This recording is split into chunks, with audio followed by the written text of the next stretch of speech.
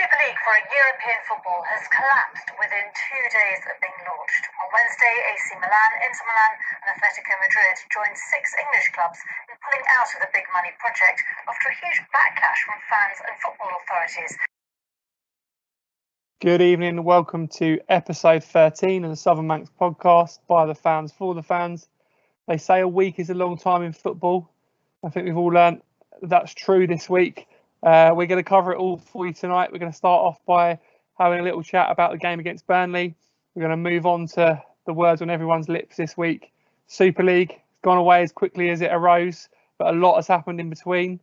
We're going to preview the Leeds and Roma games for you, and we're going to finish off with the quiz, Carlos Quiz Ros, and we're going to talk all things Jose, Ed Woodward, and all the other big breaking news stories that have happened this week. So let's start with Burnley then, coming to you first, Nick. We didn't start the game well at all. Henderson had a bit of a shaky moment there, and we didn't really get going in the game until we took off a holding midfielder in Fred and we brought Cavani on up front and moved young Mason out to the right. Yeah, evening everyone. Pretty much summed up the game in a nutshell there.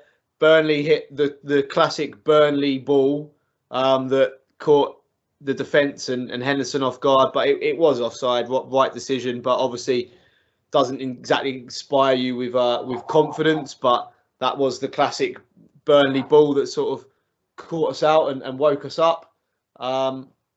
In terms of the game, sloppy first half, not a lot of action to go through, the game of two halves really. Second half, a load of goals. Like you quite rightly said, we play so much better with a proper target man up there or a proper striker up there in Cavani. His movement is second to none. I believe I've been saying it for all 13 episodes now. Mason will end up on the right, kind of like this inverted right winger, similar to Salah with his left foot. I don't think we need to keep experimenting with him up front. There's strikers out there. We've got a striker at the club. Let's get him on the right wing, save 100 million and not sign Sancho. In Mason, we trust. The boy is a proper talent. Obviously, come away with 2 goals. But the biggest takeaway for me, and we were talking about it on the group on the day, is if we're going to seriously be challenging next season for league titles, you can't be writing down your team sheet at the beginning of the week with 2 defensive midfielders at home to Burnley when they were playing one up front. You know, Ashley Barnes was out injured. So did we need 2 defensive midfielders there in Fred and McTominay, or 2 midfielders that are told to defend, should I say, because I don't really think they're out and out defensive midfielders. But it wasn't needed. As soon as we put the balance to the team, like, surely you look at that second half team and just think there's so much more balance in there in terms of where players are playing. It freed up people like Pogba and Fernandes, and then when Van der Bench come on to get the assist, you could just see the creative people were in the creative positions. So my big takeaway is hopefully Ollie now can look at that and think, you know what, we're Man United, we're at home to Burnley, we're playing one up front. We need to be controlling the game, taking the game to them, playing our creative players.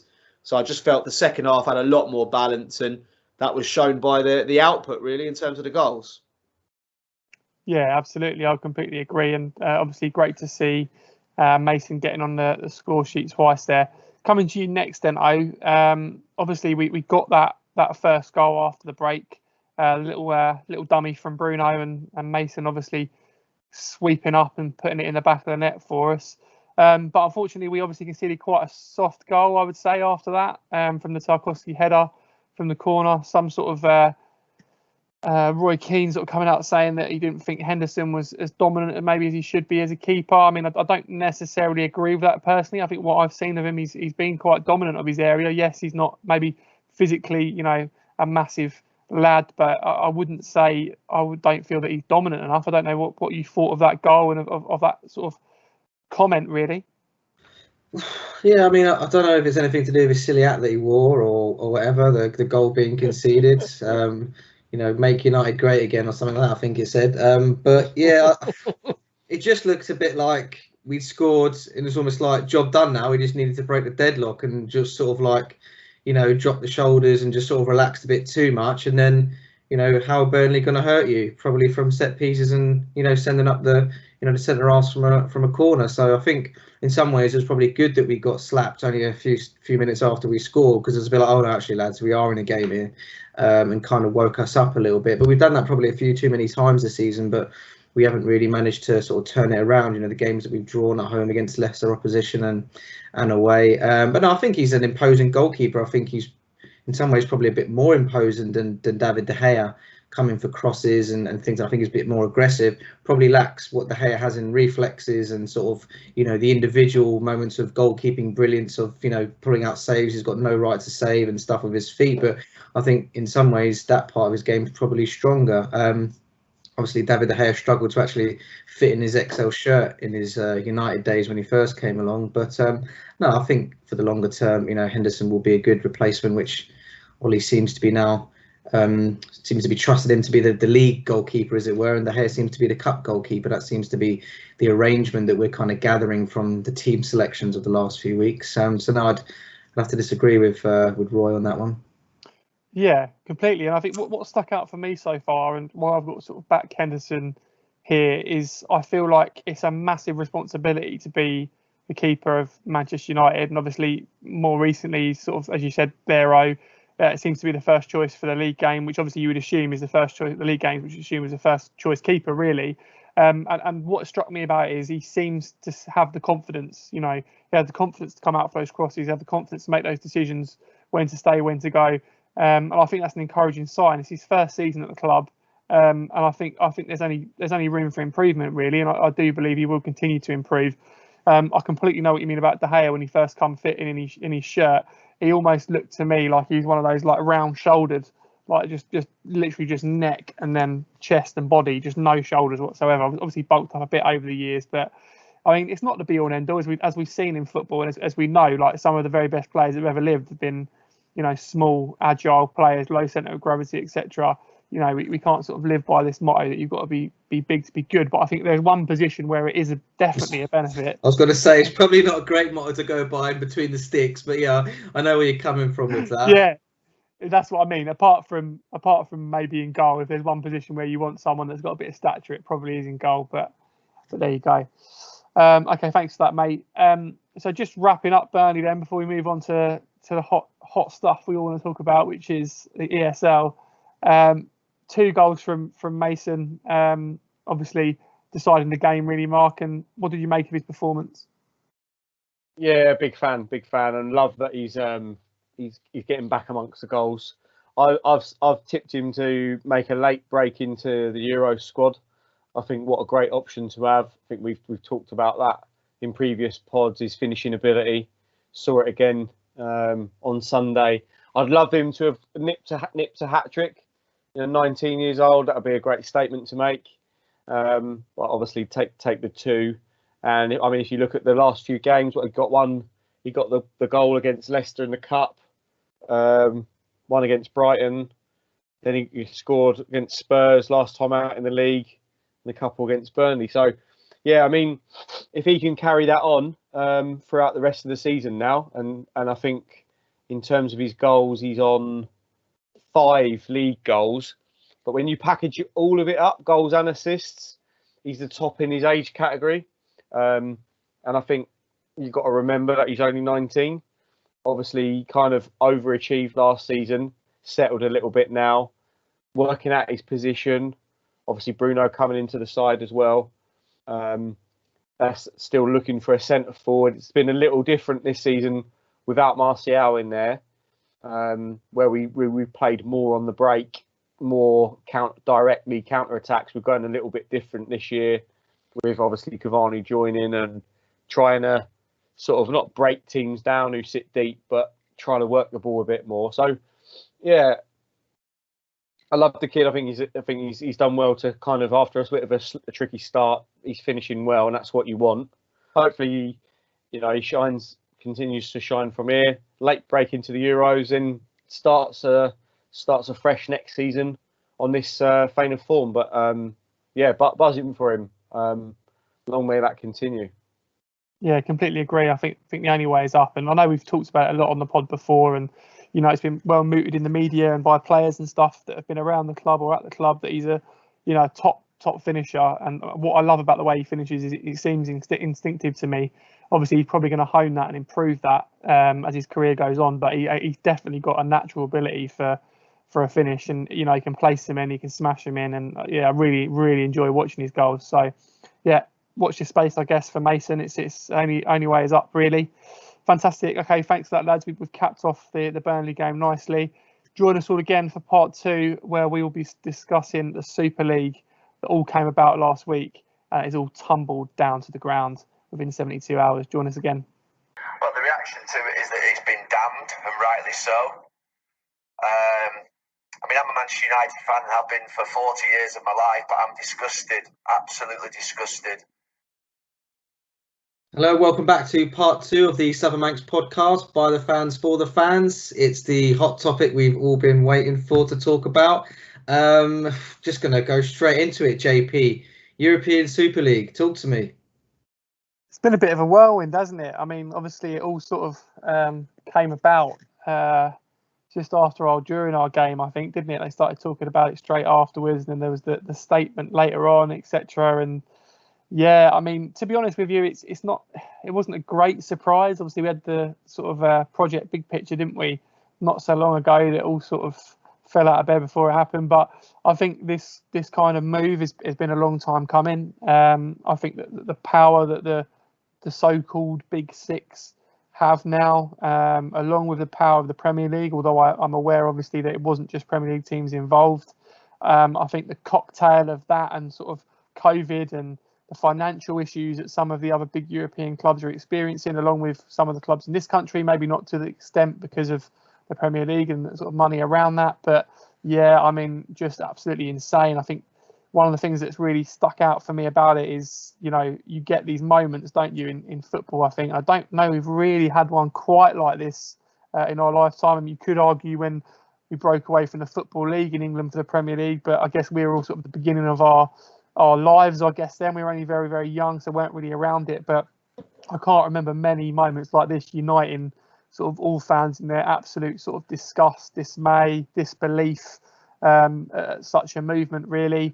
I was just obviously watching it all unfold. I was just so shocked at these clubs that have all the money in the world, all this power, these fan base, the absolute PR shambles and disaster of how it was all done and how it came about and how they misjudged it so badly. Like the owners of these clubs are like, how did that? I don't understand how they got it so wrong. I mean, is it purely down to pure arrogance? Is that it? Must be. I mean, obviously you've got a lot of American influence in the big clubs here, in charge of United, as we know, with the Glazers and the Fenway Sports Group, and I can't remember the geezer's name, Liverpool, the head of that. But is it? That's it. Sorry, yeah, Henry. Is it all to do with this? Idea about how you package business and sport and how they do it in America and the franchises, etc. And I don't know, just massive cocktail of like not having any money and having loads of money and wanting more money, and they've just got it massively wrong, haven't they? They've just got it massively wrong, and everyone's clubbed together. I think Gary Neville and Jamie Carragher spoke fantastically on Sky about the whole thing. I think that sort of galvanised the fans. Maybe I think it wouldn't. I think the fans would have had this reaction anyway, don't get me wrong, but I think them speaking out so candidly about their thoughts against clubs they spent their whole careers at, that they obviously, loved, I think that played a massive part in it all, and it all just gathered speed, didn't it? And it's all toppled down as quickly as it started. And I think one thing I would say on this is this UEFA and FIFA are almost coming out of this as the good guys. And I think that's a very, very dangerous situation to be in, because I think we're in danger of forgetting that the people that have been exploiting fans and exploiting football clubs, for the vast majority of the time, are UEFA and FIFA. You've only got to look at the decisions to, I know Blatter's gone now, but you've only got to look at the decisions to where the award the last couple of World Cups, the one upcoming in Qatar and the one we've just had in Russia, and all being about bungs, etc. And I think they've come out of this quite well. This is suited them the way it's panned out. And I think we need to remember that, this isn't going to go away. This isn't something I don't think that's never going to happen again. In what format it will come, I don't know, but I think this is just the beginning, if you like. Yeah, no, I mean, there's so many sort of tangents to go off on, isn't there, with the European Super League? And, we could spend a whole show dedicated to it. I mean, there's been hours and hours of coverage throughout this whole week doing that. But just a couple of things I wanted to touch on that you've mentioned there, namely about sort of the American influence. And Mark, I know you are a bit of a follower of NFL stateside, much more than me anyway, that you might have a little bit more of an understanding of the, the ideals behind the franchise system and the sort of security net that they like to have from that. Because obviously you've got Kroenke, Bruce Buck, Glazers, Henry. So, sort of massive American influence on those 4 clubs. Can you see any merits in the ideas themselves? Do you just think it was the delivery and the communication? What's your opinion on it from an American standpoint? Because obviously, like I said, you probably understand it a bit more than some of us, as I know you follow that sort of thing. Yeah, New York Giants are my team stateside. The Glazers own the Tampa Bay Buccaneers, who just won the Super Bowl after sort of they put a lot of money into Tom Brady. He's like the Cristiano Ronaldo of NFL, if you like. He's 40 odd years old, but he's won the Super Bowl more than anyone else, like main player. And so they've had some good success in NFL recently. I think the difference is when the NFL was formed, it was formed like this. You basically said, right, this is how we're going to do it. These are the franchises. This is how we're going to set up. Football was formed a long time ago, where anyone could set up a team, and it sort of rolled in from there. You create leagues, and you play in your respective leagues based on merit. If we said the Big Six 20, 30, 40, 50, 60, 70 years ago, they're different. 100 years ago, might be Burnley and Blackpool and somebody else. So you can't now say just because a team has got money and is in an affluent area like London that Tottenham are a Big Six team and they deserve this given right to be in a competition where they haven't even won, the European Cup in modern times, versus someone like, Benfica, Celtic. These are big teams. Ajax.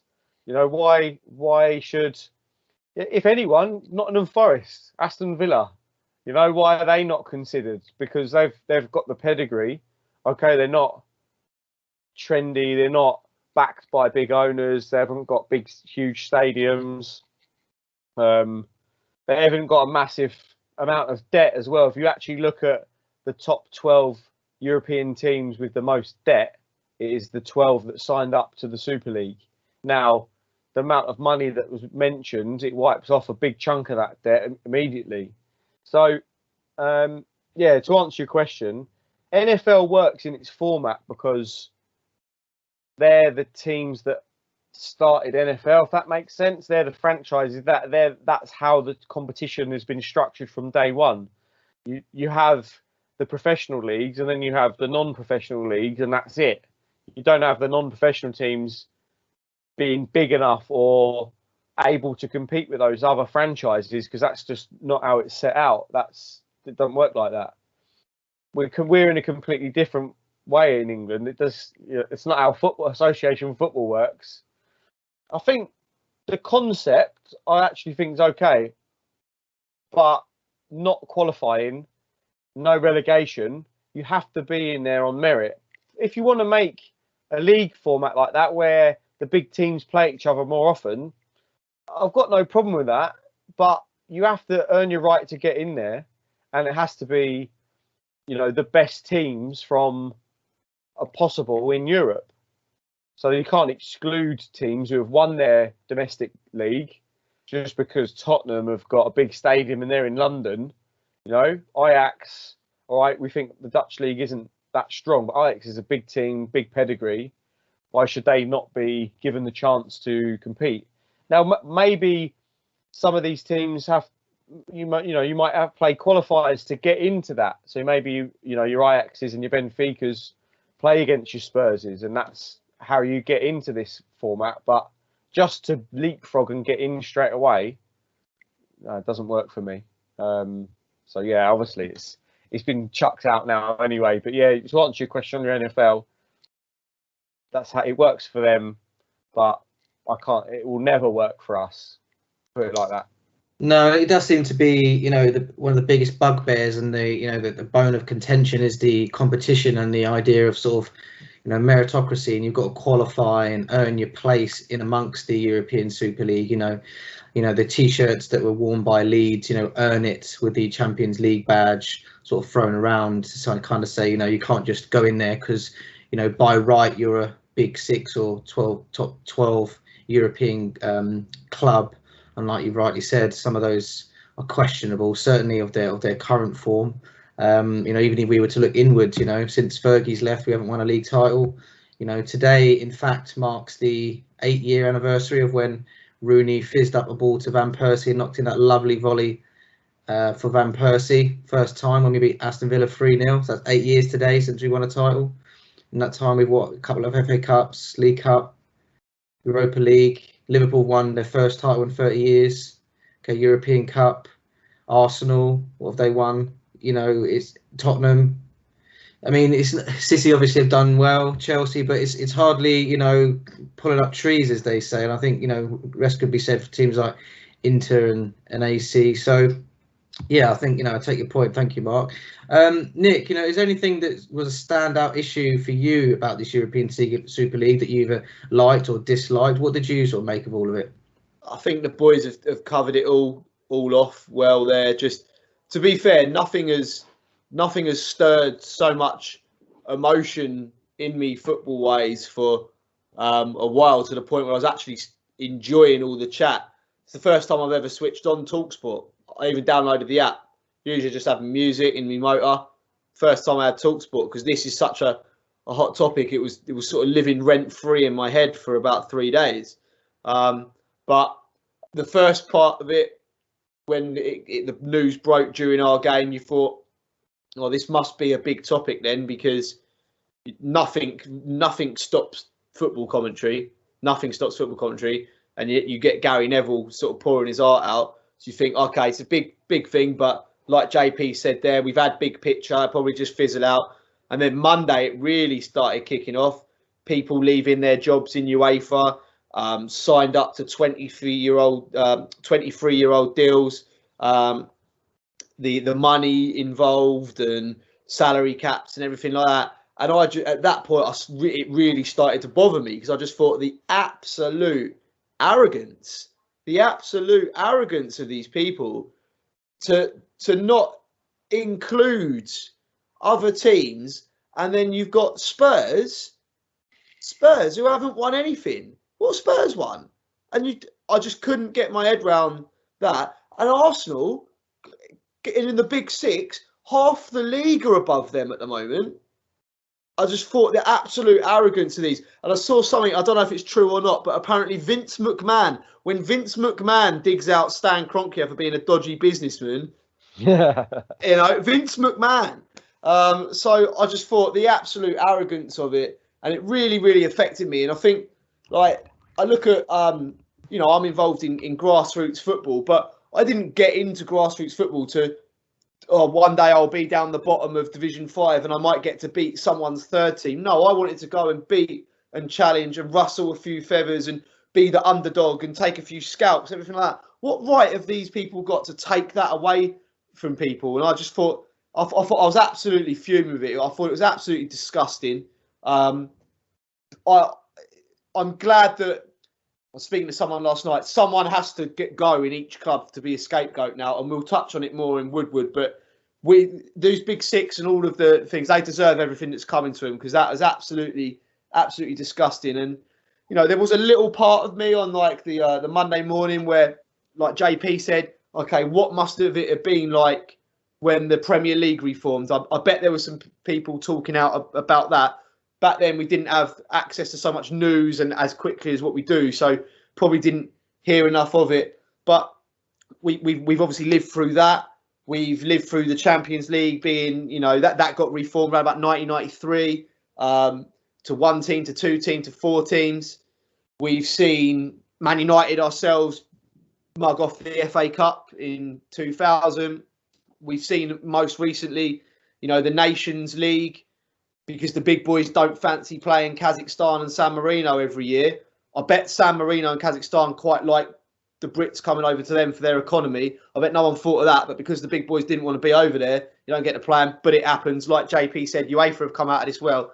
They've made some rascal decisions. We've seen Russia get a World Cup. We've seen Qatar, who's got a very bad human rights record, up there with China and working for Primark and Ryanair, really, the human rights records of them, get a World Cup playing in the heat that automatically rules out pale skinned people. They're not going to be able to play in Qatar in the middle of the summer. So we've seen a lot of things in our lifetime, but this was the one the most that really got me going. I just thought the absolute arrogance to take out the competition. I'm all for bigger games. I'm all for sexing it up. I'm all for them, it was good. If this rumbled on, they would have just filtered out little nice things we wanted to hear. Salary caps. In a couple of weeks' time, I bet they would have gone, you know what, boys? We're not going to use VAR in the Super League. And everyone would have gone, oh, they ain't got VAR. And it would just been little things like that. But they had such a bad PR team that they just done it so badly. It will come round again and they'll learn from these mistakes.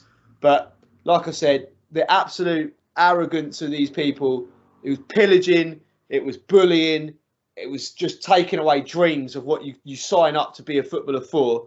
I just thought it was absolutely disgusting. Imagine we got to the end of the season here and Leicester and West Ham qualify for the Champions League. Oh, well done, mate. Your semi-finals against Bati, Bratislava and Karabag. And then all that's going to happen there, no one watches it. The viewership goes down, so they can't charge the advertisers, and then no money goes into the Champions League, and the Champions League disbands in a couple of years because no one's watching it or paying money into it. And then all the big boys will look after the ESL Super League, whatever it's called, and we'll start playing reserve teams in the Premier League. We will finish the Big Six. Big Six will be scrapping relegation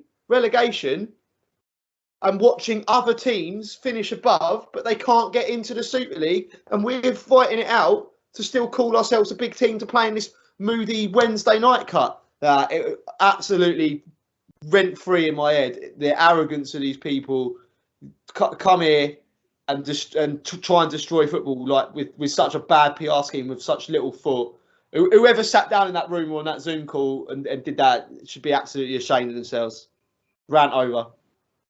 Yeah, Nick, honestly, it's like looking in the mirror. I was exactly the same as you. I've never felt so emotive about football in my life. I literally felt like, to me, the way I describe it, and of my sort of mini rant, but football is and was my first love. It's the first thing that I fell in love with. It was the first thing that broke my heart as a youngster, and it would never, ever leave me. And I literally felt like somebody was coming along and had just destroyed that and just taken it away without any consultation. It was completely out the blue, and it was hard.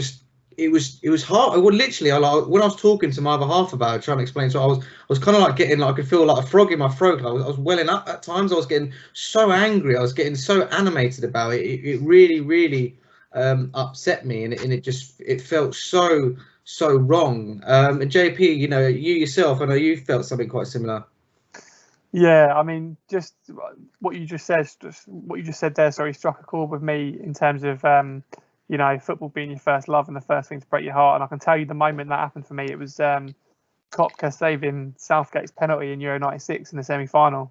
That absolutely sobbed my heart out. And I did it again 2 years later on a prayer mat that I got out of the Sun newspaper against Argentina when we looked the better side for most of it and they are in goal, etc. But anyway, that's another day. What I was going to say was, what Nick said also struck a chord with me, and I think the fabric of our game, not just in England, but I think predominantly in England because of the depth of our league structure, the fabric of our game, Roy of the Rovers, the FA Cup, it's built on the dream. It's built on, building a side up from nothing or beating the big boy, or, that's what it's all about. It's the fabric of the sport. And as I said, I don't think that's just England. I think that's across Europe, and I think that's ingrained in the sport itself. And to have a few clubs come along, and yes, all right, some of them have been recently successful in Europe, but we're talking about half of them that haven't been competing in the Champions League, including Manchester United ourselves.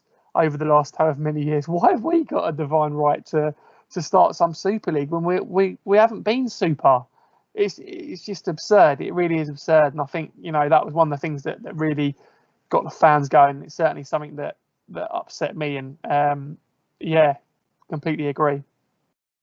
Yeah, and I think, again, there's so many talking points on this, but, for me, one of the things I've always enjoyed playing football, at an amateur level is when you win something, you win it because it is hard. That is why you get an enjoyment. We've all played, 5-a-side, 6-a-side on a Tuesday, Wednesday night, winning loads of plastic silverware because we beat, homeless shelter teams, geezers with 4 legs and some with 1 eye, and you win 10-0, 7-0 every week, and you win the league by 12 points. It's a laugh with your mates. You don't get any particular enjoyment about picking up that trophy because it's easy. The ones that you enjoy winning are the ones where you've won a league that's been hard fought, it's been competitive, you've got to a cup final, you've come from behind. There's a certain level of enjoyment with that. I mean, to say what Nick was saying, so you're going to go United versus Juventus, 6th versus 8th, when there's only 2 games to go in the Super League. What are they going to play for? Players are already accused of just playing for money. If they're going to be on, I don't know, by then 800 grand a week, and they're only playing to finish 7th out of 12. What sort of entertainment value is that going to provide the fan? How are they going to be able to justify that? And to use an American analogy, and the famous John F. Kennedy, we do it not because it is easy, but because it is hard. Don't ask what you can do for your country, ask what your country can do for you. They need to turn that around on it and to don't ask what you can do for your club. Honestly, I could go on with this. There's so many sort of talking points and topics, but it all comes down to money and marketability. Mark, can you see any positives that have come out of this? There's been talk of it being a watershed moment in football, and that maybe actually it could be something really, really positive. Have you taken any positives from this? What do you see coming out of it? No, I think we'll probably cover off the Champions League reformat in the final section, but I think that's probably the only thing right now that, if you actually look, they seem to have slipped in a reformat of the Champions League, which has some aspects of the Super League within it, which we'll come on to. Can I see any positives from the 72-hour European Super League special? Obviously, again, we'll come on to it, but Ed leaving, that might be a positive as a Man United fan. The Glazers maybe, having some home truths told about them. Obviously, there's a protest today, which we'll come on to as well. So as a Man United fan, there could be some positives that come out of this for our club. For the wider football in general, I think it was a bit, the sort of outrage that we've seen from this was a little strong for my liking. I get that it wasn't done properly, and for a lot of clever people, this has not been managed or thought about properly at all, which is really weird. Is it just arrogance, or they're just plain being stupid? But yeah, I think if we can rise up on stuff like this, I think there's probably other causes that we can probably club together on and make a difference there as well. The use of VAR, racism in the game. I think there's a lot of other pressing issues that probably people should be, being activists for, that probably above the formation of a Super League, potentially, but yeah. No. If you get a better Champions League out of it, then probably that's a good point.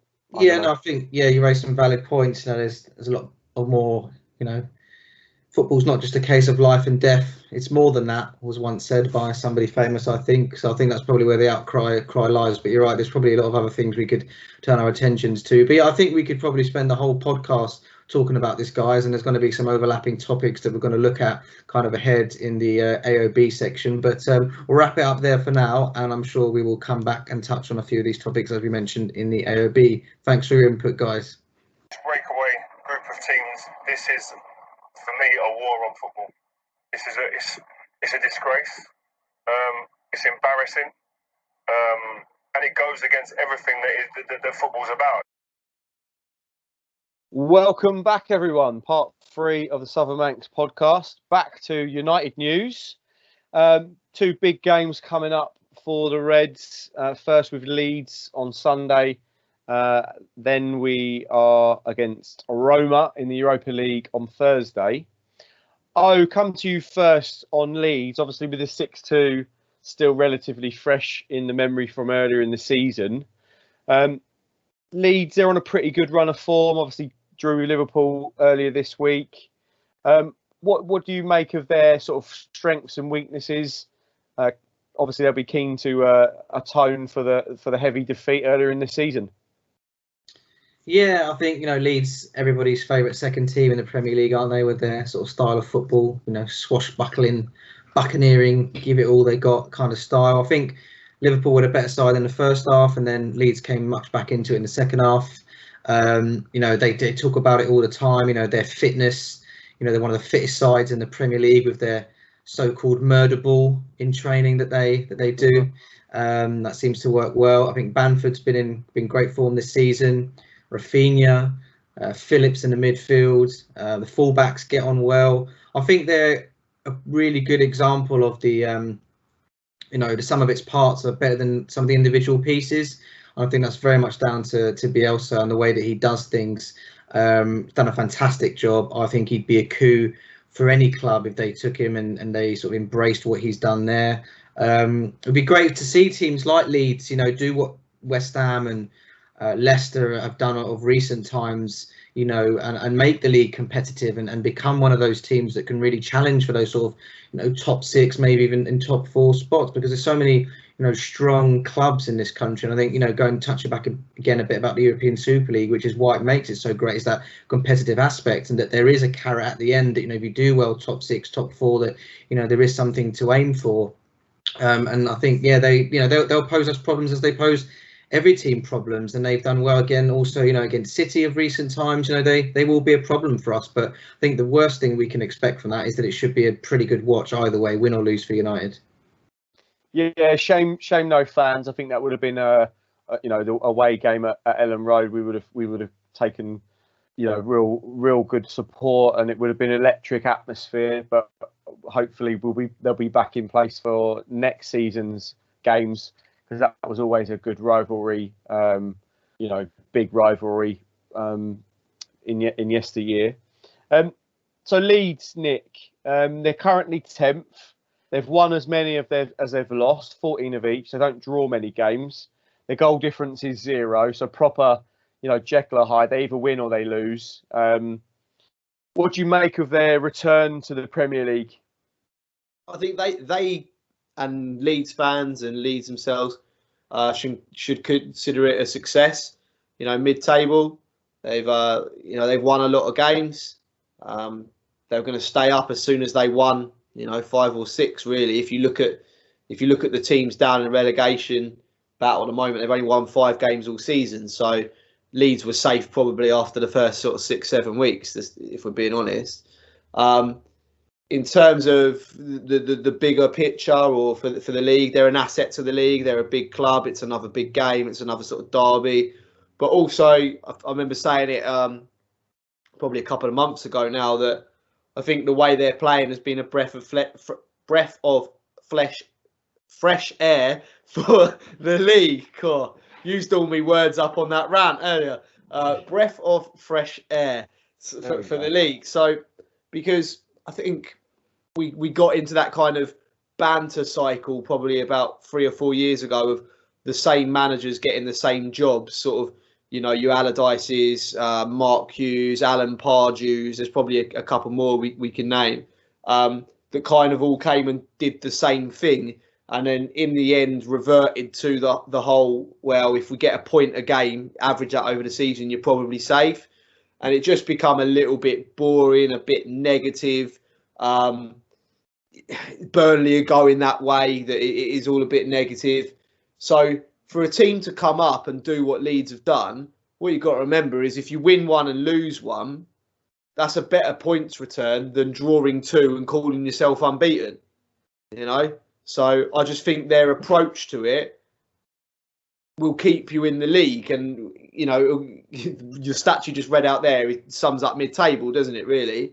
So I think they've been an absolute breath of fresh air. They're a credit. They're a big club.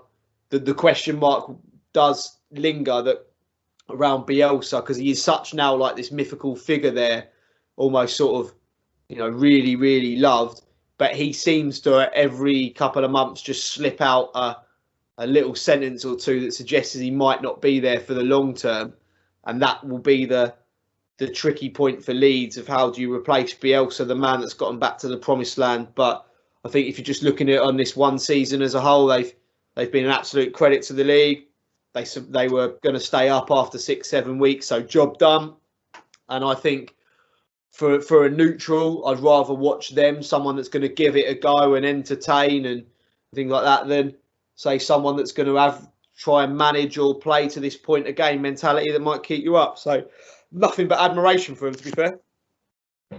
Yeah, agree. I wouldn't go as far as Gary Neville's love for Leeds, but yeah, they are interesting to watch the way they play, sort of going hell for leather, and fair play to them. Like you said, you know, you can go in up to the Premier League and kind of try and just sort of hang around and be there towards the last sort of weeks, or you can try and be a bit more aggressive, and they've gone for that, and fair play to them. It's worked. Like you say, the jury will be out on the long term for them, but yeah, they should be proud of the first season back. So after the Leeds game, I will turn our attention to Roma on Thursday. Now, obviously, we're currently 11 points clear of 5th. Still 18 points to play for throughout the season, the rest of the season. Joe, how do you think we need to approach both games in terms of team selection? Obviously, a win against Leeds, if we went strongest, then obviously that cuts the gap down or builds the gap, but cuts the amount of points left to play for, sort of further cementing our position in the top 4. And obviously, with the games running out, that might be a good thing, because then you can rest players in the sort of the away leg in Roma, or, you know, thinking further ahead to the final after that. How do you think this plays out this next couple of games team wise? Yeah, I mean, I did have a little moment last night when me and the missus were doing some decorating. I had the Aston Villa City game on, and John McGinn put them 1-0 up after about 5 seconds. And I thought, well, hello, if they can nick a result here, we, you know, could be potentially 5 points behind, and you never know what could happen with a few games to go. I think the reality of the situation is that we are too far behind, I think, to win the league, bearing in mind the team we're up against. You know, the way they've been playing this season, I can't see them dropping that amount of points. That said, you know, Leeds are a big rival of ours. Yeah, they've been out of the Premier League, out of the big time for a long while now, but they're a big rival of ours. There's a lot of hatred there still, you know, and I think we want to win that game. Again, I've said it many times again on the pod before, and I think I mentioned it last week when we talked about selection. I think Ollie did have a tendency to make some sort of wacky decisions and make a lot of changes and bring players in that hadn't really featured for a while back into the fold, and it all looked a bit disjointed at certain times. But I think that's calmed down a lot, and he doesn't do that as much now. And the lineups seem to be a bit more predictable, but in a good way, what you'd expect, and you know what you'd want based on form and what we've seen, and sort of a positive attitude towards the game. And I think we've got more scope to approach games in a positive way now, in a way, due to the fact that we are, you know, obviously the position we are in the league, we are getting results. We do look like a team that have a way of playing. We know, you know, where we're going, and I think to that end, we want to finish second strongly. So I think he should, you know, based on that and the fact it's a big rival, we need to pick a good side against Leeds. But we do need to bear in mind that our one chance of a trophy is the Europa League. So I think it should be a strong side. I think he will pick a strong side against Leeds. But there may be a couple of people you may not consider in a first 11, if a first 11 even really exists anymore. So I think our sort of strongest first 11 that he would have in his mind now will face up against Roma. I think that'll be a positive selection. I have a feeling that are we playing at home first or away, lads? Sorry, in that against Roma. Away Leeds and then home against Roma. Home against Roma. I think Cavani plays in the home leg against Roma. I think he may feature in the away leg. I don't know whether he'll start. Martial being out could have an effect on that. The reason I say that is I feel that away from home he might go with that, that counter-attacking three fast players up top, but with Martial not being there, potentially not. So yeah, he's got a couple of decisions to make, but I think a lot of the decisions will sort of sort themselves out in terms of form and in terms of recent results. I don't think there'll be any major surprises for either game, really. Yeah, I agree. I think you're probably right there. I think maybe similar sort of lineup that started against Burnley and sort of reserve Cavani for the game that against Roma perhaps could be a good shout. Yeah, interesting. So I'll put you on the spot there, Joe. Predictions for both games? I'm going to go 3-1 against Leeds because we seem to like a 3-1 at the minute. I think we are liable to concede, especially against a side like that. But I think, on the other hand, when you look at the first game we played against them this season, where we were about 7-0 up in about 5 minutes, I think the way they played does play into our hands a little bit. But I think they'll nick a goal, so I'll go 3-1 for that one. Roma, I fancy us. I just feel like we're on a bit of a roll. I think we're going to wrap it up nicely like we did the Granada game. I think we'll take a nice, comfortable 2-0 from the first leg against Roma, bring them back and finish the job off. I do see us winning both of these games. Good stuff, Nick. 2-0 Leeds. And are we at home, Roma, did we say? Home and Roma, yeah. I really, really didn't want Roma. I don't know, I've just got a thing in my head about them. So 1-0, tough one. 2-0 and a 1-0. So 2 wins for United. And O, you're on mute, but O? Yeah, probably same as Joe, really. I think 3-1 Leeds, 2-0 Roma. Good stuff. Yeah, so that makes it a full house. So I'm going for two United wins as well. I can see the Leeds game being fairly open the way they play. I think that will play into our hands with the pace that we've got through the team, and it will open up a lot of space for us to play because they won't sit back. They won't be a Burnley and try and hold on for a 0-0. Roma, I must admit, I haven't seen much of them this season. I watched their game against Ajax in the first leg, where they were away. They somehow won that game, but they were awful. Ajax should have won 3 or 4-0. They had so many chances, and Roma kind of got back into it almost as in a fluke sort of victory. But obviously, they got the job done. So I reckon, 2 wins. I can probably go your same scoreline, boys. I think 3-1 and 2-0 sounds pretty realistic. So good stuff. Good to review those games, and obviously we'll preview them in next week's pod. Review those games in the next week's pod. There's the preview done. Brilliant. So that wraps up part 3. Join us again for part 4, where we'll do the Carlos Quiz Ross and cover all other business coming out of Old Trafford this week. Right, and now you might think, understandably, that a European Super League with all of the best teams who compete in it every season sounds amazing, and it is. And the reason it's amazing is it already exists. It's called the Champions League, right? Good evening. Welcome back to the final part of tonight's Southern Manx podcast by the fans, for the fans. We're going to catch up on some AOB. We're going to talk about the Champions League reformation, what we think about Ed Woodward's resignation and Jose Mourinho's Spurs departure. But before that, it's the Carlos Quiz Roz. So grab your pens, papers, pencils, your crayons, your spirographs, grab it all, and let's get cracking. Tonight's theme, because it's been a controversial week, tonight's theme is all around Manchester United controversies or controversies, depending on where you went to school. So, question 1. Roy Keane snapped and ended Alf Inge Haaland's career. He then wrote a book about it. Following the book, how many more matches did Roy Keane get banned for, and how much was the fine? So you get a point for both, or half a point for just one. So following Roy Keane's autobiography, how many more matches did he get banned for? Basically admitting to doing Haaland, and then how much did he get fined for?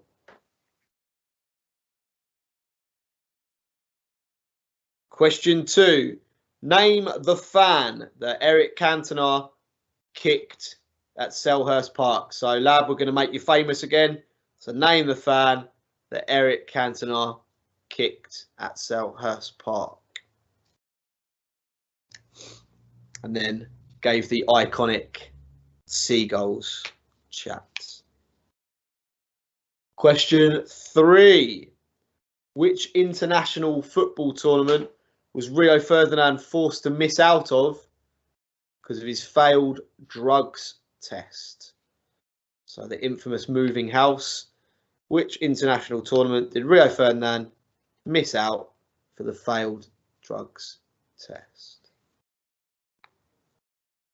Question 4. Back in 2005, the notoriously tricky trip to Goodison Park, Gary Neville was sent off for kicking a football at a fan, something that he brings up quite regularly in commentary. But another red was sent off that day. Who was sent off? So Gary Neville was sent off in 2005 for kicking a ball at a fan. Which other red was sent off that day? And your final question, the legend himself, Sir Alex Ferguson, was given a touchline ban in 2009 for calling which referee unfit? So Sir Alex was given a touchline ban in 2009 for calling which referee unfit? Extra clue, that was following a 2-2 draw with Sunderland. Okay, let's get to the scores on the doors. George Doors. Shooting stars. Okay, right. There you go. Question 1 then. Roy Keane, how many extra matches was he given after snapping Haaland? Was it 5? 5 matches is correct. I read that book, loved it. And then how much was the fine? You all went quite low on this. How much was the fine? I put 250,000, but it was a guess. Oh, you went quite high then. It was actually 150,000. Oh. 150,000. Okay, question 2. The name of the fan that Eric Cantona kicked at Selhurst Park. Dan Allen. Matt Simmons. Oh, fucking hell. Not the Matt Simmons of AFC fame. Legend. So, yeah, Matthew Simmons was kicked by Eric Cantona. Do you get a point if you've named another AFC legend? Sadly not. Sadly not, viewers. I've just realised I've had an absolute mare on the next one. I was caught between 2 and I've put a hybrid. Yeah, your tournament didn't exist. No. Right? So, which international football tournament did Rio Ferdinand have to miss out for the failed drugs ban? Euro 2004? Euro 2004. Fuck's sake. I was like, it's either Euro 2004 or World Cup 2006, and I fucking wrote Euro 2006. Do you know what? This is so Really? stupid, right? Because I was thinking in my head, I was going through the teams, and I was like, oh yeah, Rio didn't play in 2004, so it can't have been that one. I was like, Yeah, that's why he didn't play. He didn't play that one because he's fucking banned, you moron. I was thinking, yeah, great, that. It was Campbell and Terry, wasn't it? Yeah, he wasn't in that one. Okay, question 4. Gary Neville kicked a football at a fan against Everton in 2005. Which one of his teammates was also sent off? I went Kale rude. Silvestre. Any others? Oh, it's goals. Paul Scholes it was. Oh, there we go. If in doubt, guess Silvestre got sent off. And then your last question then. Sir Alex was given a touchline ban in 2009 for calling which referee unfit? Rampart. Alan Wiley, is he a person? He is a person. He's a ref. And I he was torn the- between and- David and he was Ellery and the Uriah referee. Rennie. It was Alan Wiley. Yes, Oh, I nearly went Mike Riley. I don't know if that is that a red? Yeah, that's Yeah. a real one as well. Ah, Mike Riley. Alan Wiley. Mike Riley looks like more like Mr. Burns, I think, don't he? Come on, 2 points.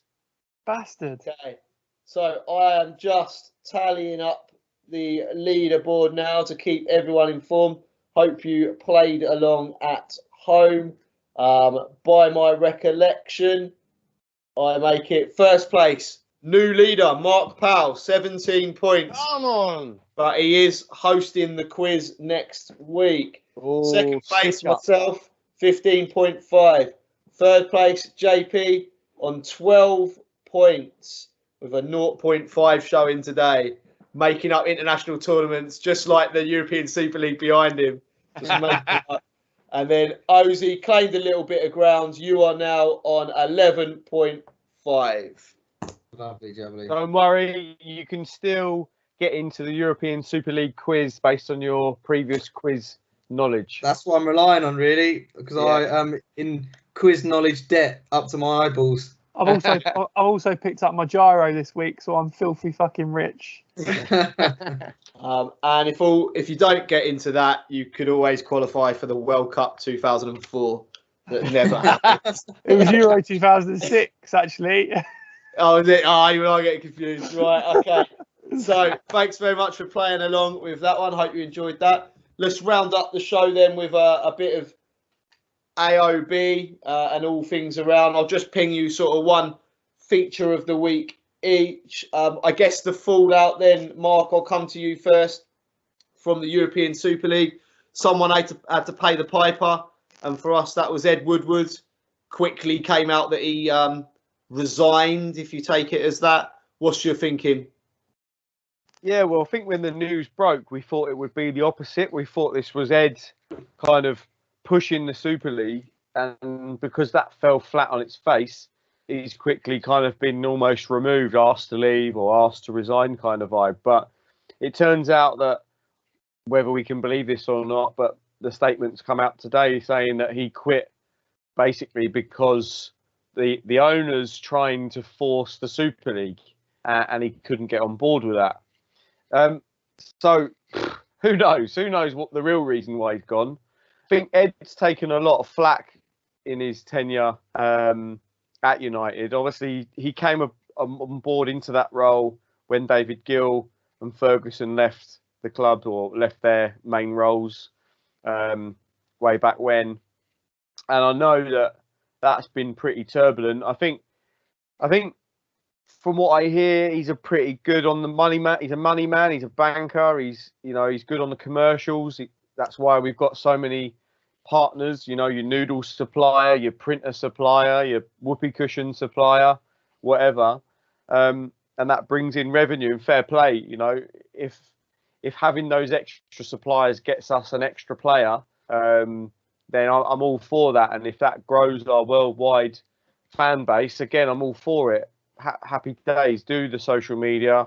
The main thing is about success on the pitch, and if that helps fund the success on the pitch, then great. I guess to answer that point is success on the pitch in his tenure hasn't really been a success on the pitch. You know, I think he said in his sort of memoirs, if you like, we've won the FA Cup, the League Cup, and the Europa League in his 8 years, and that's not acceptable for Man United.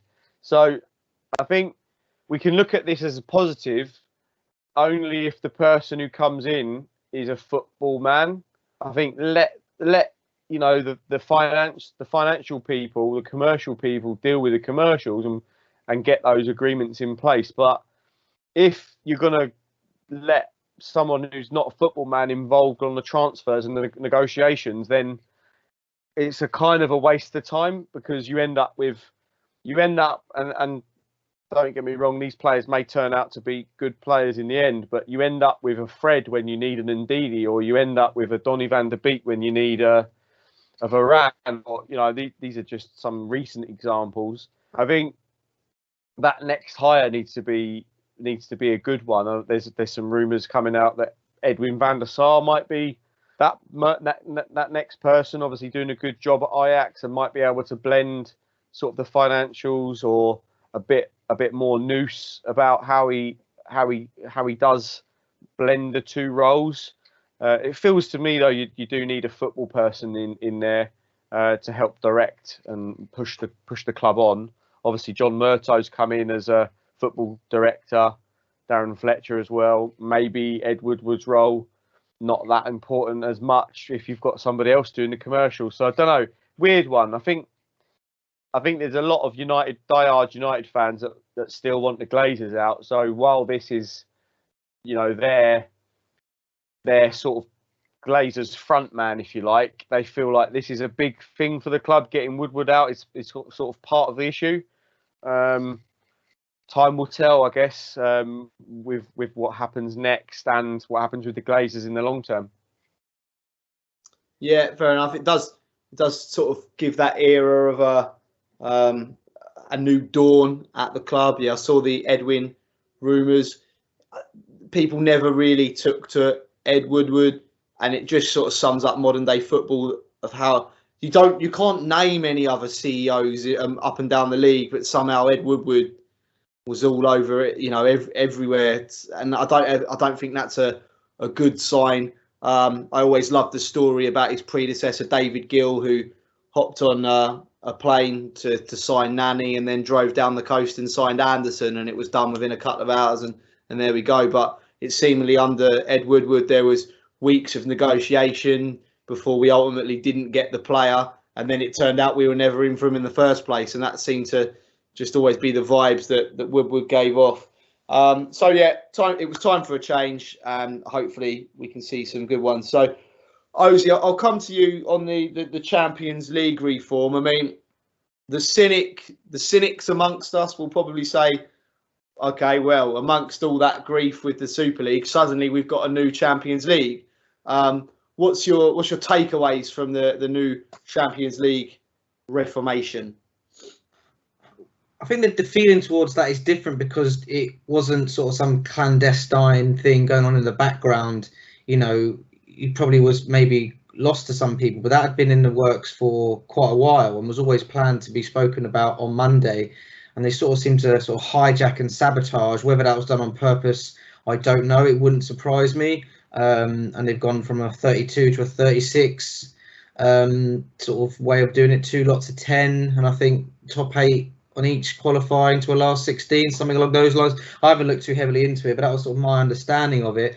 But that they also then reserved something like a handful of places or something to legacy, a big word, teams. So essentially, Arsenal, for example, and Spurs might qualify for the Champions League based upon their legacy, and they use the UEFA term of coefficients, which they obviously use to determine sort of teams and leagues sort of standing and their kudos within the game. The purist in me, and I consider myself, a Man United fan first and foremost, love my club, but I think even above that, I love football. That is me. I love football more than anything, and I think the purist in me would love to see a Champions League format that is true to its word, which is that it is the champions of European clubs. Mark, you mentioned a few names earlier on, your Ajaxes, your Benficas, your Celtics of this world.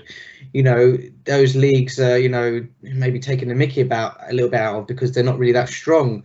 Well, I think Ajax, in the Dutch league, I think the whole league combined gets something like £15 million a year revenue. So, of course, they're never going to be in a position to compete. But how are they going to unless they get the opportunity to regularly be in the Champions League, get some of that money year in, year out? I think, Ajax, Celtic, teams like that are still having to qualify, even though they're winning their leagues. I think that, to me, I'd like to see teams like that. Your Red Star Belgrades. You've got teams like, the Steaua Bucharest from the 90s, teams like that, Ferencváros from, Hungary back in the Puskas days. How far back do you go in terms of these teams? But that would be the purist. I'd like to see a little bit more of that, the champion. So there's, again, an incentive and it's meritocracy. Yes, you might get a few teams getting whacked, but then teams get whacked anyway. When your Barcelona goes to Maribor and wins sort of 7-2 away, or, Juventus play Hajduk Split or whatever, if they've won their league, they're there on merit. I don't think, a team that is finishing 4th in their league or as we did, 5th or 6th or whatever it was, winning the Europa League, then gets in the Champions League. I think that needs to be looked at. It's got to be done on merit, because I think it is within the best interest of football that way. If you've got more and more teams that are going to be more competitive because they've got more money, that to me was how I would like to see it, amongst many other things I could go on and on as I normally do. But I'll leave it with that part of the my take on the Champions League. Yeah, sure. It's going to be interesting to see how it all pans out. I saw some rascal rumours, and I think I ended up fooling me about the whole, if you get knocked out in the quarter final, that seems to give you an automatic place next year. I'm not sure how true that was or not. We'll just have to see how it unfolds. But yeah, the coefficients, that's going to cause some absolute grief, I think, that down the line, especially in England, with some of the teams now becoming stronger, like your Leicesters and West Ham, but have absolutely got no European history. So we'll see how they're treated in Europe. JP, I've deliberately saved this last question about Jose for you, because this time last week on our last pod, you sort of foresaw that you thought it would be sooner rather than later with Jose's departure from Spurs. But could you foresee that it was going to be this quick? I mean, a week before a cup final? No, mate. I didn't expect it to happen before the cup final. Yeah, as you said there, I did have a strong suspicion that it wouldn't last much longer. I just feel like maybe Levy's made this decision on the back of, well, is Jose going to have some sort of hold or gravitas if he brings a League Cup back? Because we all know what Jose's like. If they finished 8th or wherever they're going to finish in the league this season and they won a League Cup, he would be banging on about, the fact is he's come here and he's won a trophy, and he's been everywhere and he's won trophies, and he would have clung on to that maybe. So I don't know if there's anything in that, in trying to sort of have him out before the League Cup final, so he can't win anything. But yeah, I didn't see it happening this soon. I mean, there must be something more to it, from my perspective, for a decision like that to be made before a cup final, before the end of the season. Yeah, it doesn't. There's something more to it. It's not all there, is it? The picture's not fully complete. I mean, I know we talked about it last week when we talked about Jose, but yeah, I mean, I just feel that the way he conducts himself, in terms of his man management. Obviously, Paul Pogba's done an interview recently, hasn't he?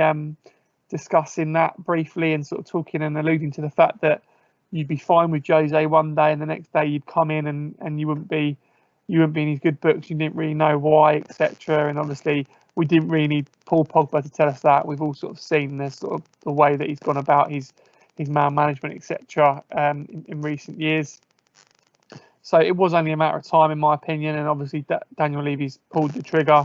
It's really interesting for me in terms of where Spurs will go next and where Jose will go next, because in my opinion, in terms of the Premier League and probably sort of trickling out from that, the biggest clubs in Europe, if you like, in the biggest leagues, I can't see now that's going to be something that's going to be happening for him. I mean, obviously with a CV like Jose's got and the trophies he's won, there are going to be clubs that are going to be clamouring to sign him, but I can't see it being a top forward-thinking club in the Premier League or in Europe.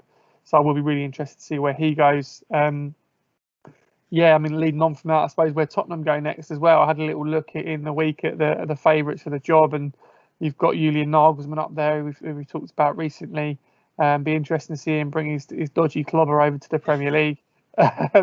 And some other names in there. Eddie Howe seems to have shot up quite a lot. I don't see that personally. I think Eddie Howe's a good football manager. I think he's done a fantastic job at Bournemouth. Obviously, he ended up going down in the end. He left the club, but I mean, I don't know if he's a sort of, if they've gone down the Mourinho route and gone for the name and gone for the CV. I mean, I don't know if they're going to flip it that much and go the opposite way. Don't know. Who knows? Maybe they'll give it back to Christian Gross. He was a strange one, wasn't he? And who was the lad that Jacques Santini that left because Spurs promised him a house with a view of the sea, and they're in London. Yeah, the Thames don't quite cut it, does it? Yeah, they've had some strange ones. Yeah, no, it's really interesting, and I do feel for Jose again. I think I've just got a little soft spot for him, and to sack a manager before a cup final, a cup final that he got them to, I think is not great. But I think two things have kind of made this not a bigger story as perhaps what it would have been being Jose, because Jose's usually box office. And one is obviously the Super League that's dominated the week. And two, with Jose, you all, like you said, we haven't got all the picture yet. You know he's probably done or said something to alienate himself from somewhere. So there's probably still more to follow on that one. Right, viewers, that rounds up our latest pod. I hope you've enjoyed it. Leave your feedback, as always, below. We spend hours going through those comments. So please leave your feedback below. What have we talked about today? We've briefly reviewed the Burnley game, but in the Burnley game and after that was the Super League, and that was probably one of the more passionate and sections we've done. So it's really enjoyed shooting the breeze with you on those ones. We look forward to Leeds and Roma, so it's a massive week for United. We've had a little look at Woodward going, the Champions League, new platform, should we say, and our former manager Jose getting the boot at Spurs. So it's been an action-packed episode. Thank you for listening. Enjoy the rest of your week, and we'll see you same time, same channel next time.